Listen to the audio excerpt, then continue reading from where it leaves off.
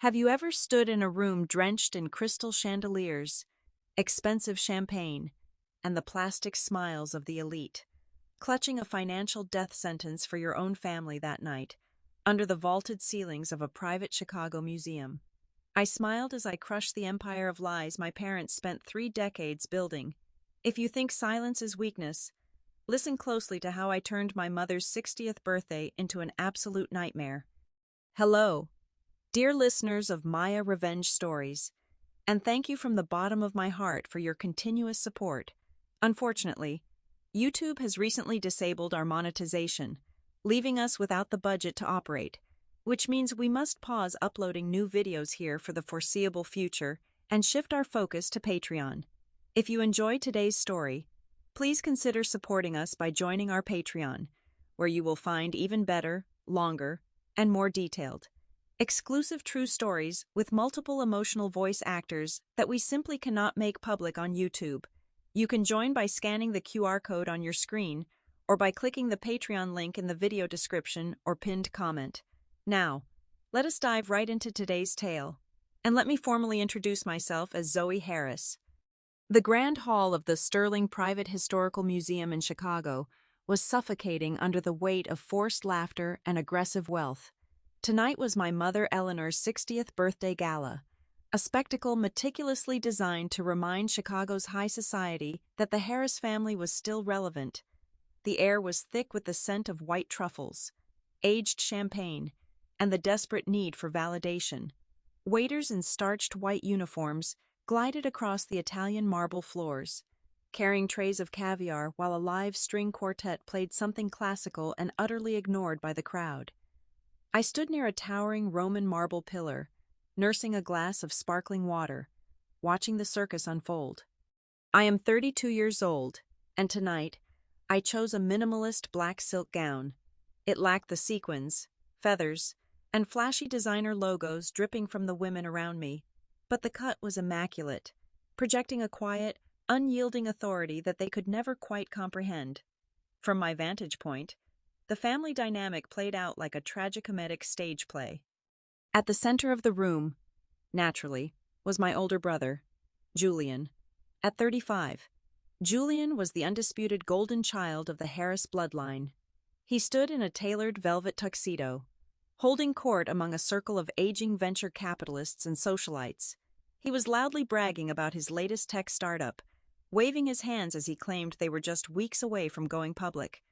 "It is going to disrupt the entire cloud infrastructure market. I guarantee it," Julian boasted, flashing his unnervingly white, veneer-perfected smile. He was a self-proclaimed genius, a visionary in his own mind, though he had never actually built a single profitable thing in his entire life. In stark contrast, shoved into a dark corner near the service doors, was my younger brother, Finn. Finn, at 26, was a social worker with a heart of gold and a salary that barely covered his rent. He was wearing a slightly oversized, off-the-rack navy suit that had seen better days. Every few minutes, my mother would snap her fingers at him, sending him to fetch her another drink or to track down a specific photographer. They treated him less like a son and more like an unpaid intern who had overstayed his welcome. He shrank into himself, clutching a warm soda, visibly exhausted, but too conditioned by years of emotional neglect to speak up. Then there was my father, Arthur, a former local politician whose career had quietly fizzled out a decade ago. He was now desperately clinging to Julian's coattails for a second taste of glory. Arthur tapped his crystal glass with a silver spoon, demanding the room's attention. "To my wonderful wife, Eleanor," he began, raising his glass, "and to our son, Julian, the absolute greatest pride of our family lineage, the man who is about to take the tech world by storm." The crowd erupted into polite applause. Neither my father nor my mother even glanced in Finn's direction, and they certainly did not mention me. It was time. I adjusted my grip on the premium full-grain leather briefcase in my left hand and began my walk toward the main family table. As I approached, the jovial atmosphere around my parents suddenly evaporated. My mother's heavily Botoxed smile faltered, and Arthur's posture stiffened. To them, I was just Zoe, the ungrateful daughter who worked a lowly administrative job in logistics, a permanent stain on their flawless family portrait. They thought my briefcase held boring paperwork from my mediocre job. They had no idea it held the match that would burn their entire fraudulent empire to the ground.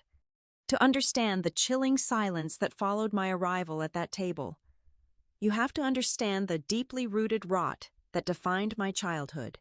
Growing up in the Harris household was an exercise in psychological endurance, a daily lesson in how to be invisible. There was a strict, unspoken hierarchy, and it was violently enforced. My parents poured 100% of their financial resources, their emotional capacity, and their waking attention into Julian. He was their son, and the rest of us were just space dust waiting to be incinerated by his brilliance. If Julian sneezed, my mother would hire a private doctor and keep him home for a week. If Finn or I had a raging fever, we were told to drink tap water, take a generic aspirin, and stop seeking attention. Finn and I essentially raised each other in the shadows of a grand, echoing house that felt more like a mausoleum for our self-worth than a home. The defining fracture, the moment the illusion of a family truly shattered, happened the summer I turned 18. I had spent 4 grueling years grinding through high school, pulling consecutive all-nighters, and securing acceptance letters to top-tier universities. I was naive enough to believe that hard work could earn my parents' love, or at least their basic respect. I sat them down in our mahogany-lined study, presenting my acceptance to a highly prestigious business program, and nervously asked for the college tuition money they had long promised to save for me. My father did not even look up from his financial newspaper. My mother scoffed, casually swirling a glass of expensive red wine. "Zoe," she said, her voice dripping with an icy condescension that still echoes in my mind. "We are not wasting that kind of money on a liberal arts hobby for you. Julian needs significant capital to network and establish himself. He is a visionary. You are just being selfish." That very afternoon, a pristine, custom-ordered Italian supercar rolled into our expansive driveway. It was Julian's college graduation gift, purchased with the exact funds that were supposed to pay for my entire 4 years of higher education. When I confronted them, screaming with a desperation only a betrayed child can feel, my father finally looked at me. His eyes were cold and completely empty of paternal warmth. "A girl does not need a fancy degree to succeed in this brutal world," he told me flatly. "You just need to learn how to smile, lose a few pounds, and find a decent, normal husband to provide for you. Stop being so dramatic and accept your place." That was the day the obedient daughter they knew died. I packed a single duffel bag, left my house keys on the kitchen counter, and walked out of that house into the biting Chicago wind. The reality of survival is rarely glamorous. It does not look like an inspiring movie montage. It looks like a bone-deep exhaustion that settles into your marrow and never quite leaves. At 18, I found myself renting a windowless room in the south side of the city, sleeping on a mattress I found near a dumpster. To pay the rent and fund my community college night classes, I took a brutal job at the commercial freight docks on the freezing shores of Lake Michigan. While Julian was out crashing his supercar and racking up massive VIP tabs at exclusive downtown nightclubs, I was working 80 hours a week in the dirt. I wore thick, stained canvas jackets, shivering uncontrollably as the savage winter wind whipped off the lake. I tallied cargo manifests, managed complex shipping schedules, and dealt with hardened truckers who thought a skinny young girl had no business barking orders in their world. But I was a sponge. I did not just do the administrative grunt work. I analyzed the entire supply chain from top to bottom. I saw the glaring inefficiencies, the wasted fuel, the broken logistics systems that cost major corporations millions of dollars every single quarter. I taught myself everything there was to know about freight distribution. Spending my meager 15-minute breaks reading advanced economics textbooks under the flickering yellow lights of a warehouse break room that always smelled of stale coffee and diesel fuel. During those agonizing first few years of relentless poverty, the only light in my life was my younger brother, Finn. He was just 12 years old when I left. but he understood the cruelty of our parents better than anyone else. While they were busy hosting lavish charity galas, Finn would take the city bus across town in the dead of winter, sneaking away to bring me whatever he could manage. He would show up at the docks with Tupperware containers of stolen roast beef from the family kitchen, or a slightly bruised apple he had saved from his middle school lunch. "I am sorry they are so mean to you, Zoe," he whispered one freezing evening, his small bare hands turning purple as he handed me a thermos of hot chicken soup. I hugged him tight, feeling his frail ribs through his cheap, thin winter coat. Right then, as the icy lake roared behind us, I made a silent, unbreakable vow.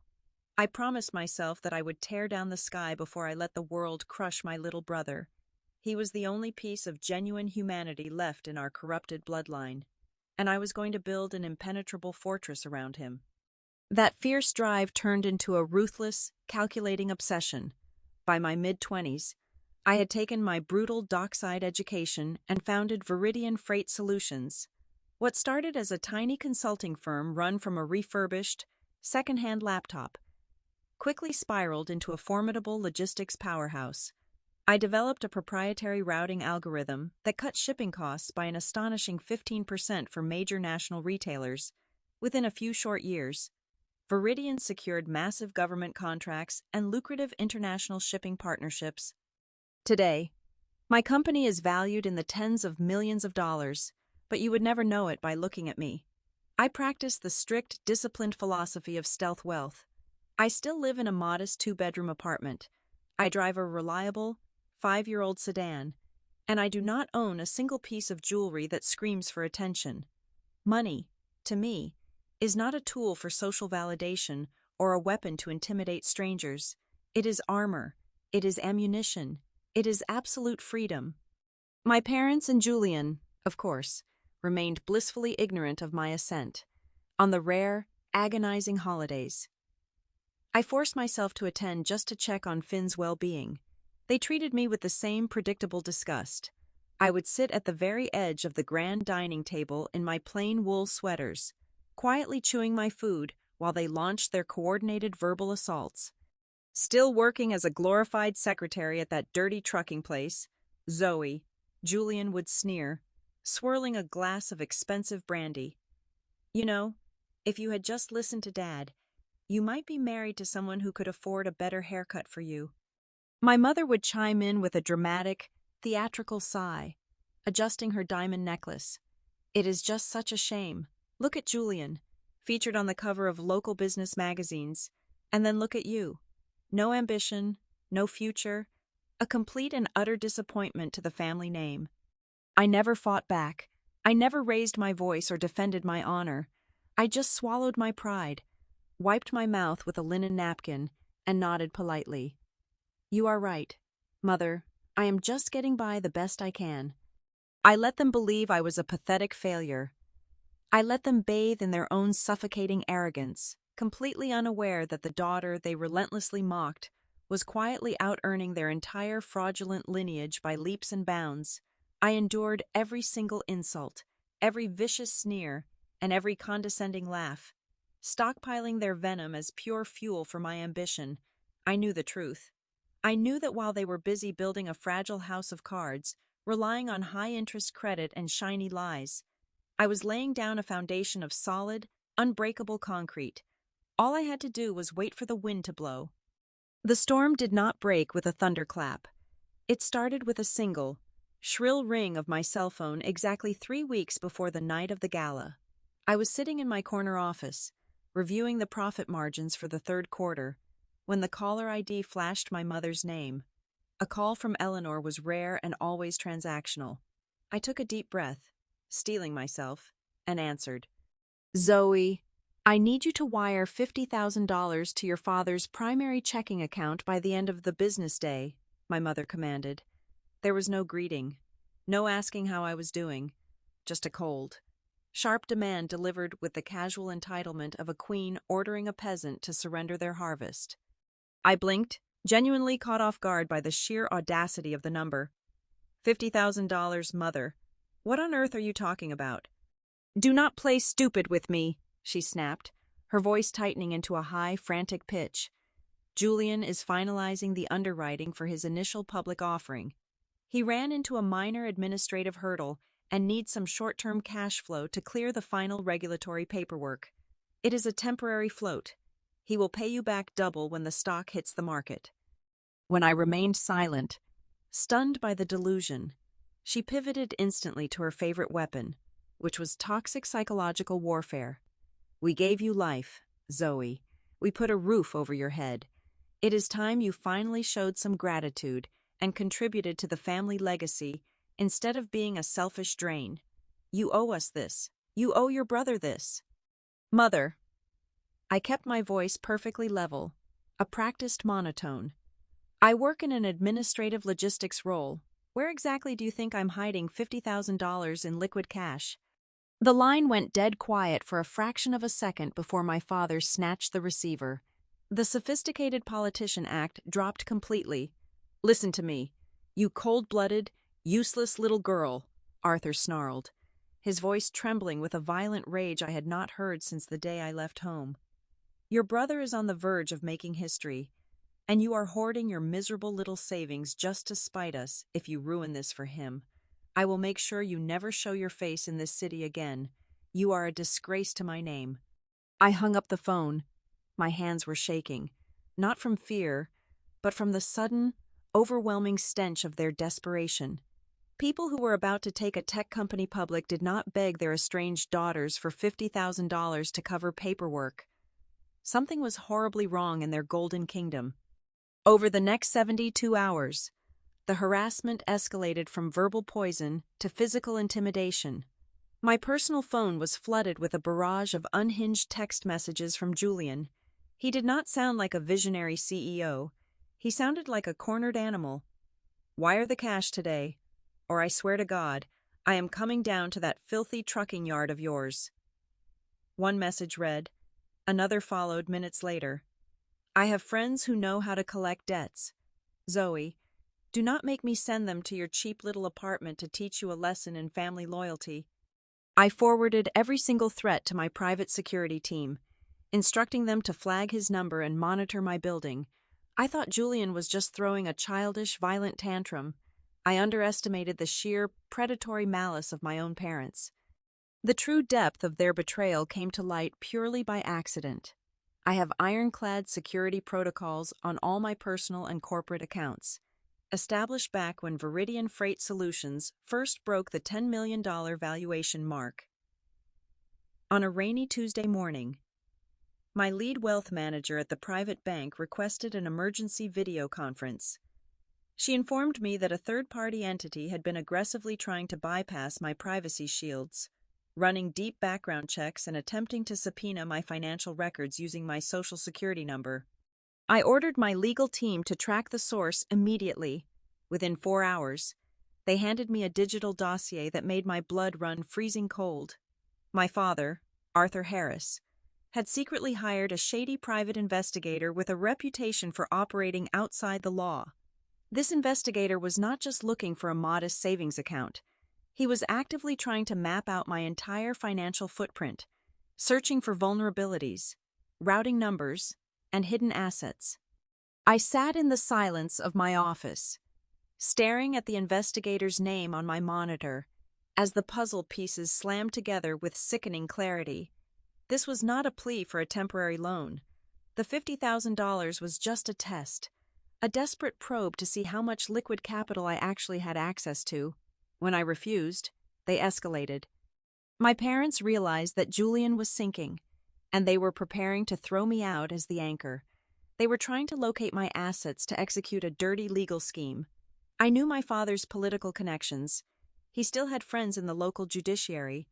They were likely planning to forge my signature as a guarantor on a high-risk loan, or perhaps even attempt to petition the courts for conservatorship, claiming I was mentally unfit, just so they could seize control of my estate and drain my life's work to salvage Julian's colossal failures. They did not just want my money. They wanted to consume my entire existence to keep their golden boy on his pedestal. That was the moment the final, frayed thread of familial obligation snapped. I realized I was not dealing with a family anymore. I was dealing with parasites, and parasites needed to be exterminated. I did not scream. I did not throw things across my office in a blind rage. Anger is a volatile, inefficient emotion, and I had spent over a decade training myself to operate with the cold precision of a freight routing algorithm. If my family wanted to play a high-stakes game of financial warfare, they were about to discover they had brought a dull kitchen knife to a drone strike. I immediately placed a secure call to my lead corporate counsel. I instructed him to hire the most ruthless, heavily vetted forensic accounting firm in the state of Illinois. I gave them unlimited resources and one single, explicit directive, which was to tear the Harris family's financial history down to the studs and bring me every single skeleton they could find. I wanted bank statements, wire transfers, property deeds, and tax returns. I wanted to know where every single penny originated and where it died. Less than 48 hours later, I was sitting at the head of my polished glass conference table, surrounded by 3 senior investigators and a mountain of red flag dossiers. What they uncovered was not just a minor financial misstep. It was a staggering, catastrophic abyss of fraud that made my blood run icy cold with validation. Opening that Pandora box revealed exactly who these people were when the cameras were turned off. The first major shockwave centered around my brother, Julian's revolutionary cloud computing startup, the one he had spent the last 3 years aggressively promoting at high society galas, was nothing but a hollow shell. It was a textbook Ponzi scheme wrapped in Silicon Valley buzzwords. There was no proprietary technology. There were no legitimate enterprise clients. He had been using new investor capital to pay off the initial backers, skimming massive sums off the top to fund his designer wardrobe, his leased luxury sports cars, and his escalating gambling habits. He was not weeks away from an initial public offering. He was weeks away from a federal indictment. The investigators handed me a highly classified court docket, proving that the Federal Bureau of Investigation had been quietly building a massive wire fraud case against him for the last 8 months. Julian was practically a dead man walking. But the revelations grew even darker. That specific demand for $50,000 that my mother had so desperately tried to extort from me had absolutely nothing to do with regulatory paperwork. Julian had severely overplayed his hand. When traditional banks finally cut off his lines of credit, he had turned to the shadows. He had taken a massive, off-the-books loan from a highly dangerous underground syndicate operating out of the west side of Chicago. The $50,000 was not principal. It was merely the late interest payment for that single month. His unhinged text messages threatening to send debt collectors to my workplace were not empty bravado. He was genuinely terrified for his physical safety, and was perfectly willing to feed his own sister to the wolves to save his kneecaps. Then came the nauseating truth about my parents, Arthur and Eleanor. The polished, aristocratic pillars of the community were completely destitute. To prop up Julian's decaying facade and keep him out of prison, they had systematically cannibalized their own lives. They had secretly taken out a massive third mortgage on their historic estate. They had completely liquidated my father's political pension and emptied every single retirement account they possessed. They were currently sitting on a ticking time bomb of nearly $4 million in toxic bank debt, with default notices piling up in their mailbox. Their entire life was a glossy magazine cover hiding a burning building. The most despicable part of the entire investigation, however, was the confirmation of their ultimate plan for me. Through the private investigator my father had hired, they had discovered the registered name of my business. They still assumed Viridian Freight Solutions was just a struggling, mid-level trucking operation, but they knew it had a corporate tax identification number and a clean credit history. Their legal strategy was sickeningly clear.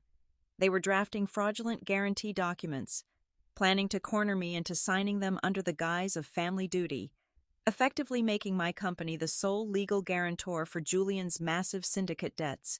They were going to use me as a disposable legal scapegoat, bankrupting everything I had built with my bare hands just to buy Julian a few more months of freedom. I calmly closed the final dossier. The investigators watched me, waiting for a reaction. but all I felt was a profound, absolute clarity. My response was swift and definitive. Within 24 hours, my legal team had executed a series of complex maneuvers. Every single liquid asset I possessed, every share of my company, every piece of real estate, was silently transferred into an irrevocable blind trust located in a highly secure jurisdiction. I fortified my empire behind an impenetrable wall of legal armor that no forged signature or desperate lawsuit could ever pierce. But playing defense was not enough. My family had crossed a line that could never be uncrossed. I knew exactly what they valued above all else. It was not money, and it was certainly not family. It was their pristine public image. Their reputation in high society was the only oxygen they had left. I realized that the upcoming 60th birthday gala was not just a party. It was the perfect, highly publicized stage. I was going to give them exactly what they always wanted. I was going to give them the spotlight, and then I was going to watch them burn in it. 2 days before the gala, I made a single, highly confidential phone call to the most exclusive luxury real estate brokerage in the city. I bypassed the standard agents and spoke directly to the managing partner. I told him I needed a fully renovated, multi-level brownstone in the heart of the Lincoln Park neighborhood, and I needed the transaction closed immediately. He hesitated, citing standard escrow timelines, until I authorized a wire transfer for $1.5 million in pure cash. Money talks, but liquid cash screams. Within 48 hours, the property was secured. But the deed was not drafted in my name. The ownership documents, the keys, and the permanent legal rights were registered to one person and one person only, Finn Harris. My younger brother had spent his entire life being treated like dirt beneath our family's shoes. Now, he owned a premium piece of real estate outright. He could live on the sweeping top floor and rent out the lower units, generating enough passive income to grant him absolute financial freedom for the rest of his natural life. My fortress was complete. My brother was safe. Now, it was time to drop the bomb. This brings us back to the present moment. Standing in the opulent main hall of the Sterling Private Historical Museum, I walked slowly toward the illuminated stage, set up at the front of the room. The 200 invited guests, a sea of glittering jewels and tailored tuxedos, had quieted down. My father, Arthur, had just finished his pompous toast. My mother, Eleanor, stood beside him, beaming with an aggressive radiance that only immense narcissism can produce. Julian stood on her other side, puffing out his chest, completely oblivious to the federal crosshairs resting squarely on his forehead. They were the picture-perfect billionaire dynasty. As I approached the steps, a sleek microphone rested on a silver stand, ready for the next sycophant to offer their hollow praises. I reached out and took the microphone. The room grew dead silent. A ripple of confusion passed through the crowd. My mother's smile froze into a hard, unnatural grimace. My father shifted his weight uncomfortably. They assumed I was about to deliver a pathetic, subservient apology for my very existence, perhaps begging for a crumb of their approval in front of the city's elite. I looked out over the sea of faces, letting the silence stretch until it became physically uncomfortable. Then, I bypassed my parents entirely and locked eyes with Finn, who was still hiding in the shadows near the service doors, looking terrified. "Good evening," I began, my voice steady, echoing off the high vaulted ceilings. "Tonight, we are supposedly here to celebrate legacy. But true legacy is not about the clothes you wear or the aggressive lies you tell at cocktail parties. True legacy is about character, and there is exactly one person in this family who actually possesses it." I pointed directly at my younger brother. "Finn Harris," I continued, projecting my voice so every single billionaire and socialite in the room had to listen. While some people in this family spend their days chasing imaginary wealth and feeding their own egos, Finn spends 60 hours a week working the overnight shifts at a state psychiatric hospital. He wipes away tears. He de-escalates crises. And he actually helps broken people put their lives back together for a salary that barely pays for his groceries. He has endured a lifetime of psychological neglect from the people on this stage. yet he remains the kindest, most decent human being I have ever known. The atmosphere in the room instantly soured. This was not the script.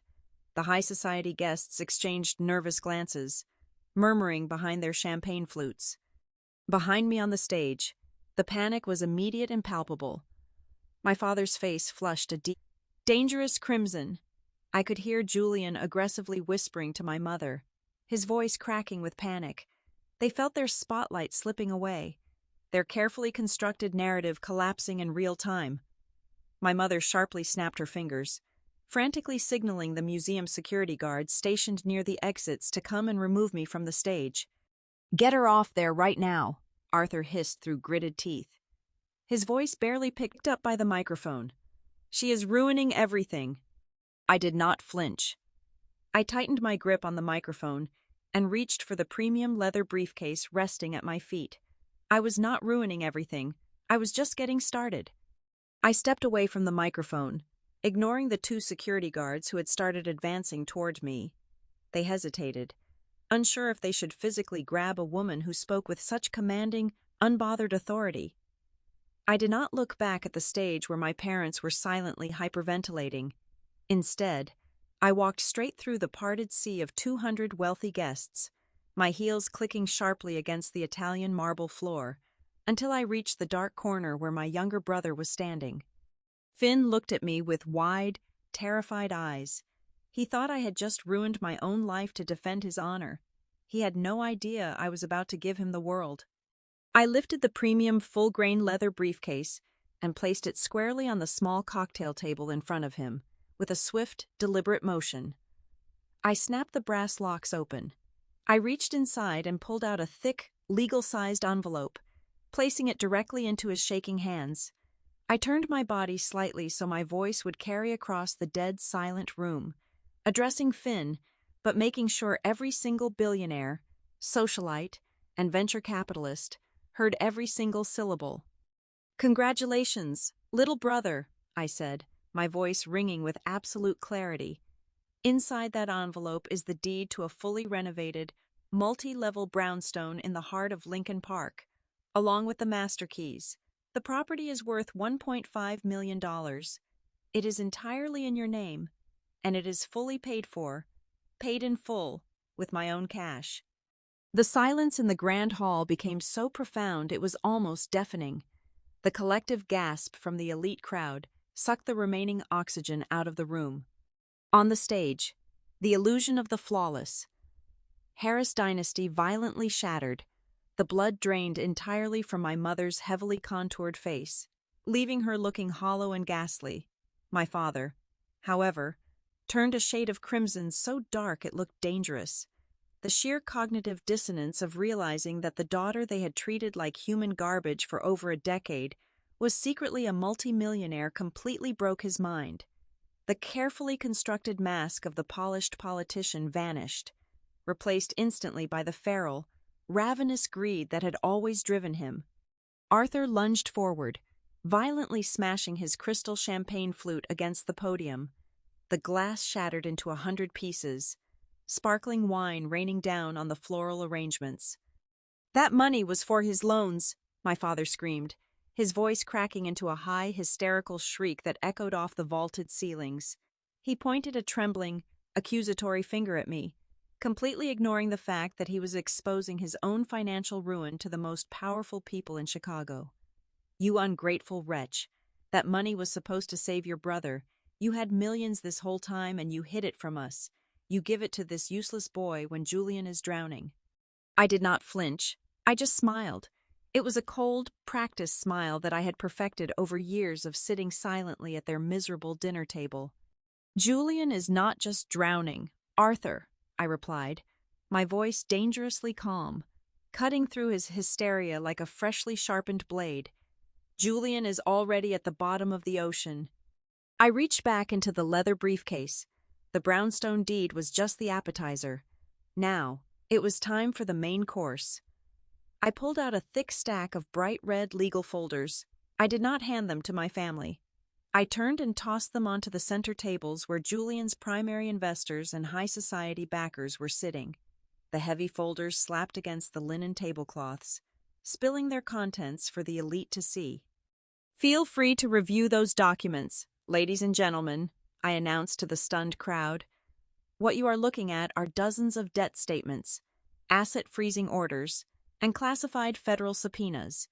Julian's highly anticipated tech startup does not have any proprietary software or enterprise clients. It is a massive, hollow Ponzi scheme. And those of you who wrote him checks last month, you did not fund a revolution in cloud computing. You funded his staggering gambling debts and his illegal, off-the-books loans from a violent underground syndicate operating on the West Side. Total. Mitigated chaos. Erupted. The sophisticated elegance of the gala instantly dissolved into a panic room. Venture capitalists snatched the documents, their eyes scanning the federal seals and bank statements. Men in tailored tuxedos began frantically pulling out their cell phones, shouting at their defense attorneys to draft immediate withdrawal notices. The wealthy socialites backed away from the stage as if my family had suddenly caught a highly contagious disease. I looked back at the stage. The destruction was absolute. Eleanor let out a pathetic, high-pitched wail. The realization that her social standing was permanently eradicated, that she would be the laughingstock of the city by tomorrow morning, was too much for her fragile, narcissistic ego to handle. She literally swooned, collapsing onto the stage, but nobody rushed to catch her. She hit the wooden floorboards hard, her expensive gown bunching up around her waist, her heavy mascara running down her cheeks in thick, ugly black streams. Julian did not try to help her. The golden child, the self-proclaimed visionary, simply dropped to his knees. He wrapped his arms around his stomach, trembling violently, his perfectly veneered teeth chattering. He could not form a single word. He knew the federal agents were coming, and he knew the syndicate debt collectors would likely reach him first. My father stood frozen amidst the wreckage of his life, his chest heaving, his eyes darting frantically around the room for a single ally. There were none. Everyone was looking at him with pure, unadulterated disgust. I walked slowly up to the edge of the stage, stopping just a few feet away from the trembling man who had contributed half my DNA. I looked him dead in the eye, feeling nothing but a profound, glorious emptiness where my childhood trauma used to live. "You tried to hunt down my assets to use me as a legal scapegoat," I said, my voice low, meant only for him and the pathetic brother sobbing on the floor. "But my assets are protected by a labyrinth of legal armor that you will never, ever be able to touch. I am officially cutting all blood ties with this toxic wasteland of a family. Good luck dealing with your millions of dollars in toxic bank debt. Arthur. And good luck to Julian in federal prison. I hear the jumpsuits are terribly unflattering." I turned my back on them forever. I walked over to Finn, who was still clutching the envelope to his chest, tears of shock and overwhelming relief streaming down his face. I reached out and gently took his hand. "Come on, Finn," I whispered softly. "We are going home." Together, we walked out of the grand hall, leaving the museum and the desperate, echoing screams of our former family far behind us. We stepped out into the crisp, freezing Chicago night air. It felt incredibly pure. We climbed into the plush, heated leather seats of my ultra-luxury car, the engine purring to life with a quiet, dominant power. As I drove us away into the glittering city skyline, a brilliant and completely free future stretched out before us. The empire of lies my parents had built was officially reduced to ash, and their crimes had finally been punished by the very greed that defined them. Thank you so much, dear listeners, from the bottom of my heart, for tuning in and listening to my story today. I would love to know where in the world you are listening from, so please let me know in the comments below. As a reminder, because YouTube has disabled our monetization, we will not be uploading any new videos here for the foreseeable future, and we are moving our operations entirely to Patreon. If you found today's story satisfying and want to help us keep producing content, please support us by joining the Maya Revenge Stories Patreon.